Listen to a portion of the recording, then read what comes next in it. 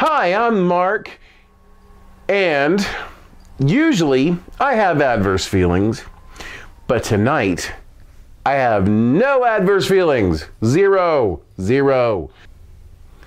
Cue the music.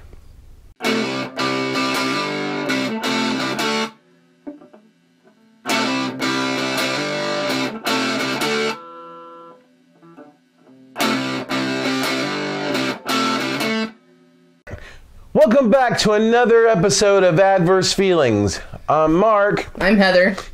We all have issues, and these are some of mine. Except for tonight, I have no issues because we went and saw, what did we go see, Heather? Cabaret Poe. Yes, in Indianapolis. It was amazing. Holy shit, it was so good. What is it? What is Cabaret Poe, you might ask? Cabaret Poe is it's a kind of musical sketch interpretation of Edgar Allan Poe's poems and stories. Okay, it's in 2 acts. You got 3 people and one other person who just is all in shadow and dancing and stuff. And it's just amazing. Holy shit. One dude, what's his name? Ben Asekwe? I don't know if I'm pronouncing it correctly or not, but that's the way it's spelled. Yeah, forgive us, Ben, if we're not pronouncing it right. But yes, Ben Asekwe wrote it and wrote the music. And did the whole thing. This is his theater, baby. It's pretty much. And it's just fucking awesome. What stories did they do? Everything you could think of by Edgar Allan Poe. Some stuff I'd never even heard of. I mean, everything you could think of. Fall of the House of Usher, The Cask of Amontillado. Yeah, that was good. The Raven, Bells. That was Annabelle amazing. Lee. I mean, everything you could think of. It was very thorough. And the thing that I really like is that they also do daytime shows for high school students. Yeah. Can you imagine being a high school student studying Edgar Allan Poe in literature class and getting to go see this? I mean, it totally was far beyond my expectations of it. I thought, it's just a 3-person cabaret with music. I thought at best it might be a little cheesy. A little bit. It wasn't. It was intense. Not at all. And there are funny parts too. Yes. It was utterly captivating. We were both dead tired after working all week. Yeah, we were. On the way to Indianapolis. We were just like, man, I am so tired. This show better be good. Yeah, for real. We left energized. And we were up for hours after that because it just totally energized us. It was unlike anything I've ever seen, and the only thing that comes close to it for me would be the Shadow Box in Columbus, and that was bigger, and the stage is bigger, and it's more like it's more like sketch comedy with a little bit of music added into it. But it was a little more, it was a small venue. It was a little bit more intimate. I mean, you're right there at the stage. Yes, a lot of audience participation happening. One of the women in it, they were dressed in like Victorian garb, and one of the women singled him out and said, "You're looking at my bustle." Yeah. And I'm like, I was, yeah. She wasn't wrong. It was awesome. It was just awesome the way they presented it. I mean, they start with a few poems. Like they did Ullalum, and Ullalum is like one of the more obscure Edgar Allan Poe poems, and it's really short, but it was cool the way they had the lady over here and the shadow dancer was doing the thing. My favorite, the through line through the whole thing was the Cask of Amontillado. And, it's a tale of revenge. Some dude slights another dude. We don't know what he did. The other guy says, well, he's going to get revenge on him and takes him down to his cellar to get him a cask of, some Amontillado, Italian wine. Spanish wine, whatever. Anyhow, and they said that in the show too. And so he goes there and he gets walled up. Spoilers. Spoilers. Not up on your Edgar Allan Poe. There's going to be spoilers ahead for 100-year-old stories and poems.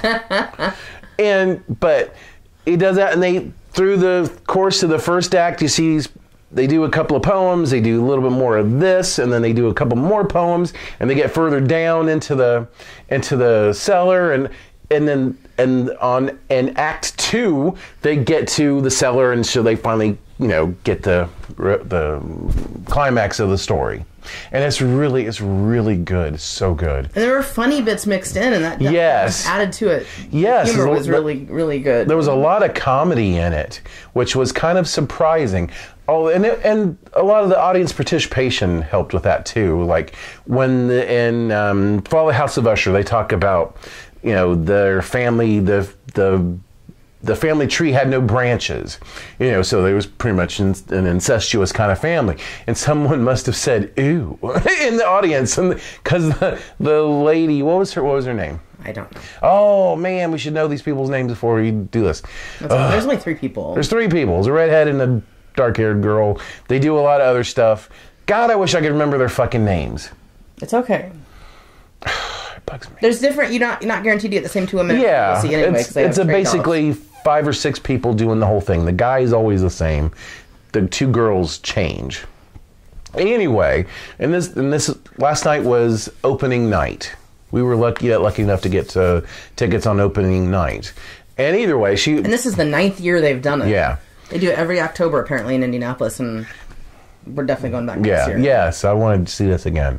I'd go see it tonight if I could. But going back to my story, somebody says "ooh," and she's like, turns around, "ooh is right." It's like, holy shit, that was awesome.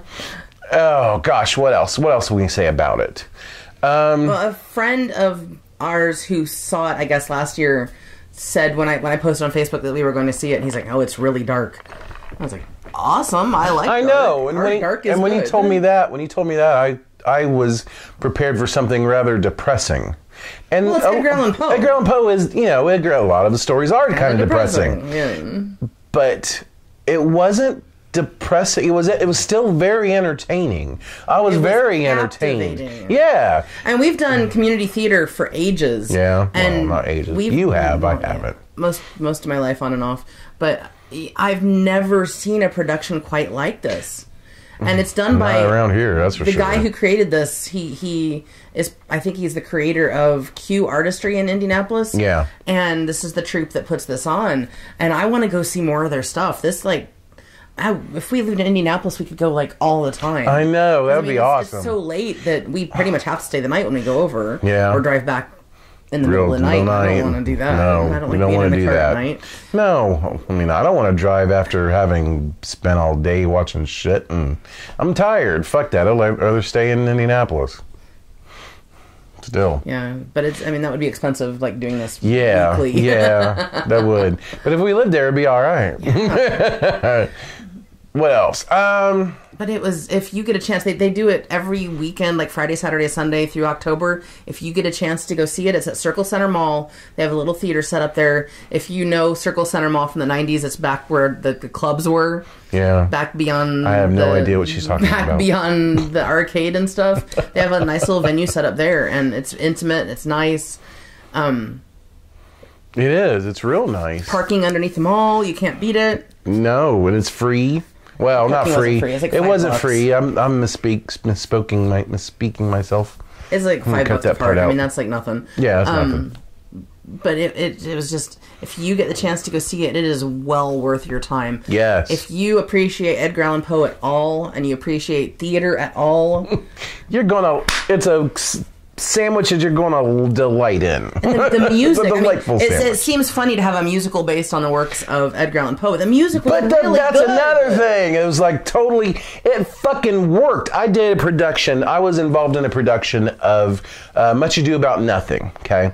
And the director was awesome. He's from New York. He lived here. He went to New York. He's from here. Went to New York. Did off-Broadway stuff in New York. Came back here because he wanted to contribute back to the community, which is awesome. And he had his buddy, a composer, set one of Shakespeare's sonnets to music. And I can't remember which one it was. Either way, it didn't translate very well to music. I didn't think. It was kind of incongruous with the lighthearted tone of Much Ado About Nothing. It's because it's a play with no consequences, basically. So I was like, fuck it. But every number they did, and it played out a lot Cabaret like Poe. in Cabaret Poe, and every number they did in this was played out a lot like, almost like Les Mis does. It's almost like a cantata or an operetta in a lot of parts. And some of it was funny, and some of it was really dark. Yeah. Like when they did The Pit and the Pendulum. That was good. That was pretty. It was funny the way they did it. But but Dark. all the music lent itself to the music very well. Everything played out really well. I didn't find myself not liking any of the songs. I mean, they did a fucking fantastic job with the music. The musicians were fantastic. The musicians were good too. It was awesome. It really was. Everything about it was a well-oiled machine that worked perfectly and flawlessly together to entertain you, creep you out, because a lot of the stuff was creepy, which it should be. Their costumes were amazing. Yeah, the costumes I were was just pretty noticing good. all the different laces and stuff they had in the women's costumes. They're like Victorian kind of. I know. I kept finding myself looking at the dude's safety pins, because he had safety pins all up and down this vest. I was like, did he do that on purpose, or is that everything was done on purpose? purpose. What did he safety pin together? So Punk rock. yeah, was that what that was? It was cool. And he had and his overcoat was kind of turned inside out, because it must have been, because I saw the lines like. He put those in there. You did? The like light blue thread that was weaved through different areas on his Yeah. jacket. Yeah. It was intentional. Was it? I'm sure. Huh. It's cool. It was cool either way. I mean, if you're into goth shit, that's It's awesome. you can't beat that shit with a The stick. costumes were awesome. It was pretty fucking cool, and the chick's bustle was awesome. I know, she had to outline her cleavage though. That's the only thing. I'm like, if I gotta say anything, fucking, push them up. That's all you gotta do. That's all you gotta Such a do. guy. Well, yeah. I like boobs. Our favorite part in the show, we have the same favorite part. It's when they did the bells. It was like awesome. verbal choreography. It was amazing. It was. And it was spot impressive. on. Boom, we were boom, both boom. contemplating how much rehearsal time was taken to get this down the way they got it. It must have been very a lot. impressive. Yes. And if if you know about the bells is a poem about Bells. well, no, it's about life. It's about the different Stages in life. stages in life, and through different Christ, what is it? There's like a marriage, and then like the tolling of the marriage, and you got death, Christmas, and you got a death, and you got almost like an Inquisition part, and it's like all the different delights and horrors that bells can bring you. And it was spot on, man. It was just fucking awesome the way they did it. To fully understand. You really do. It was amazing. Amazing. I mean, fuck it. This whole thing I wish is we could just go a back and see it commercial for again the this show. year. I really wish we could. But wish you could. We've got every weekend day spoken for this month. Really? My sister's in a show that opens next week. We got to go see that. Yeah. Richmond Civic Theater. Go see it. Hey. Informed consent. Hi, Kendra. Hell, I'm even in a show. But it's not fun this month. Not this month, though. There's something to do in December. I'll talk about it more in December. When it gets closer, I'm going to be talking, but watch for it. Hey. I'll be doing a commercial. But yeah, so I'm gonna post a description and link to the website so you can get an idea of what we're talking about in the description below. So look for that. If you're anywhere near Indianapolis, you should definitely make it a point to go see the show. It is well worth it. The tickets weren't expensive. No, they weren't expensive at all. It's well worth it. I mean, yeah. I hope to God this isn't the last year, because next year we're taking the kids to see it. For real, man. And it was another thing about it was a interesting mix of people in the audience. Yeah, I was expecting more like of a goth kind of audience, and it wasn't at all. There were people in like plaid and... Yeah, I mean, we got your, gay contingent. You got your middle-aged contingent. People, yeah, because they were... And you got your oldsters there, too. The older woman was shopping at Hot Topic there. Yeah, that was funny. Hot Topic. That was so funny. It was good. It was so good. It was so worth the time and the effort and the money we spent to go see it. You should go see it. If Yes. you like theater at all, if you like Victorian literature at all, if you like Edgar Allan music Poe, at all, yeah, go see it. It is perfect Halloween theater experience. for real, man. It's really good, so good. And with that, what is your favorite Halloween memory? Do you have a memory of going trick-or-treating, or do you have a memory of any of that kind of thing? Let us know in the comments below. If you're in Indiana or Ohio and you have activities near where you are that we should go check out, Yeah. if not this year, then next year, because we're There you pretty booked go. up this year. Yeah. So Indiana, Ohio, maybe even Kentucky, because we're like right in the middle of everything. Right in that circle of Give stuff. us ideas, because last year we were bored. We were like, man, we need stuff to do. Yeah. This year we have found so much stuff to do. Stuff we didn't get to do, like that thing in Ohio you wanted to do. I know, the Circleville Pumpkin Show. It's just, Halloween really should wanted be to like see 3 that. months long. I know, They make I wish. Christmas 3 months long. Why can't For they make real. Halloween 3 months long? Because it's the best time of the year and there's so much to do. There is so much to do. I mean, we've got activities planned every weekend this month. Pretty much, yeah. We are And some booked of up them for are this. Halloweeny. Like No. next week we're going to see John Mulaney. Yeah. That's not Halloween, No. but it just happens to be in October. Yeah. So yeah, What can you do? you gotta keep busy and see the people you want to For see. real.